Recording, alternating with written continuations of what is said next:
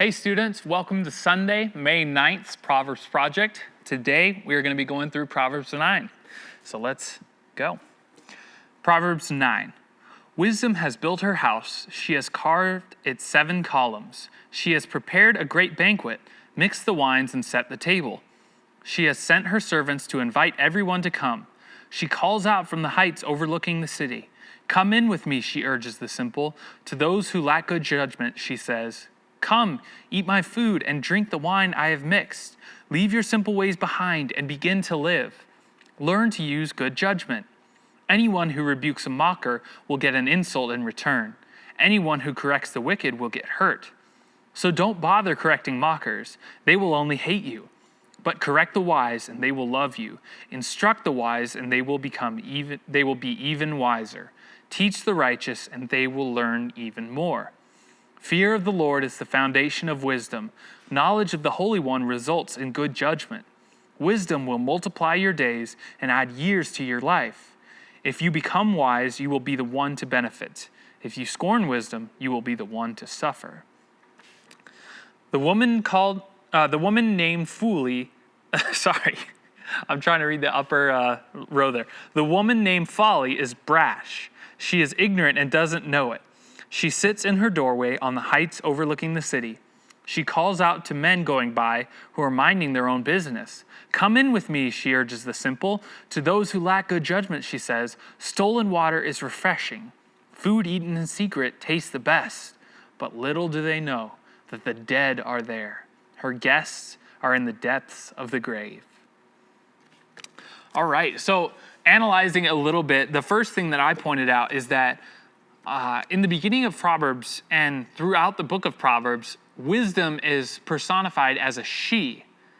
And that's interesting. You know, you might think, well, girls are wiser than guys or whatever that makes you think of. But one thing that I think is important that I want to point out is that putting the wisdom as a she for this young man points out wisdom as something to be pursued, like a romantic interest. And you all know kind of what that's like. When you like somebody, you want to pursue after them. You want to give them time and effort and energy. And that's kind of how the author is personifying wisdom as something to be desired and pursued after. In verse 1 at the end, talks about she has carved its 7 columns. Wisdom is a structure and a support for your house and for your life. Later on in verse 4 and 5, it says, come in with me, come eat my food. Wisdom gives a free invitation to the party. You know, it's not like something you can't attain or you can only attain if you're a certain type of person or if you have money or something else. It is a free invitation to come and experience that. And verses 4 through 5 as well, we see that she's really got the whole spread. She's got the whole barbecue deal going on with her invitation to her home. And at the end of verse 6, it says, begin to live and learn to use good judgment.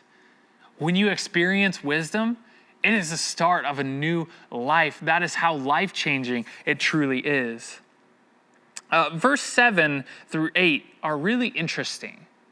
Because if we view them in context with some other proverbs, you know, the proverbs say correct a mocker or correct somebody who's wrong. But in this case, it's saying don't even correct them. So what does that mean? Well, I'll give a little example for me. I follow a lot of YouTube or Facebook or Instagram posts that are having to do with the NBA. And oftentimes on Instagram, people will comment, and then the top comment on an NBA thing will be actually something really stupid or really false or really wrong. And in the past, I've gone on there and seen that and be like, what? That is objectively false. So I'll go and write a little thing, be like, well, actually, the reason this happened is this player got injured that year, because I'll remember it from when it happened. And somebody will reply back and just say things like, shut up, poop breath. And I'll be like, what? Like, I was just trying to share the truth and what's up, right? But that's what this author is talking about in verse 7. Anybody who rebukes a mocker will get an insult in return. Even if I'm correct, objectively correct, I'll just get an insult. Be quiet, poop breath, or other insults like that just don't make any sense. What we need to see in this passage is sometimes it takes discernment to know when to correct somebody and when to just let it be and not get involved. Just because you're right or you think you're right doesn't necessarily mean that you need to interject yourself into a situation. And I'm talking to myself as well with this. One other thing to note is, how do you respond when you get corrected? When somebody points out something wrong that you've said? Are you like a mocker who's just going to instantly insult the person who corrected you?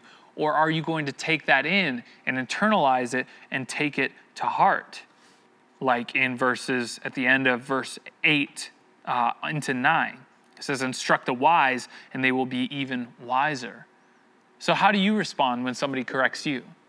That's my question for you as you think about that. And I think the key verse is verse 9 in this passage. Instruct the wise and they will be even wiser.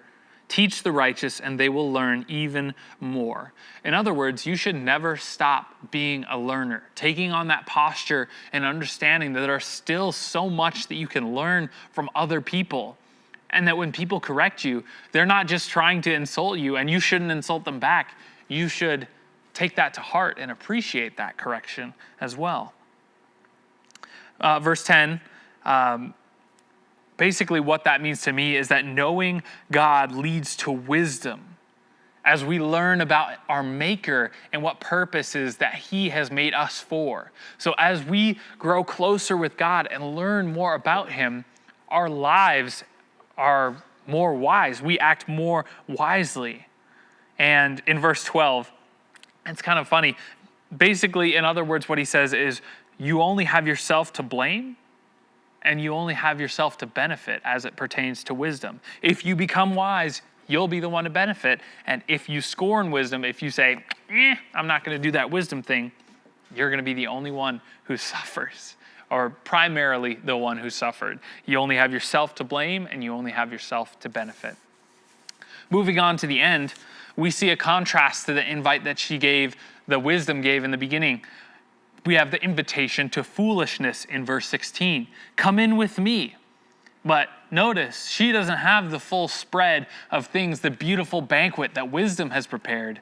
All she has is stolen water and food eaten in secret. That's deceptive. And at the end, there's the incredibly serious warning. The dead are there. Her guests are in the depth of the grave. So I wanted you all to take that today and think about ways that you can bring wisdom into your life and ways that you can learn more about God and have that change your heart in the way that you live. I'm really excited that you guys took the time to join us on this Sunday. I hope you really enjoyed service today, and I'm excited for another week of the Proverbs Project coming up. Thank you.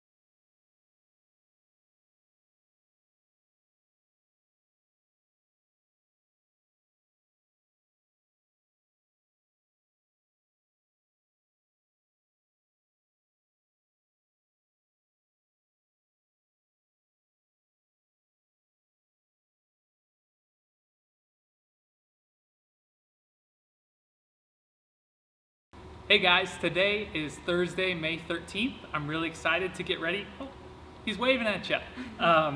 Really excited to get going today with Proverbs 13. Let's start.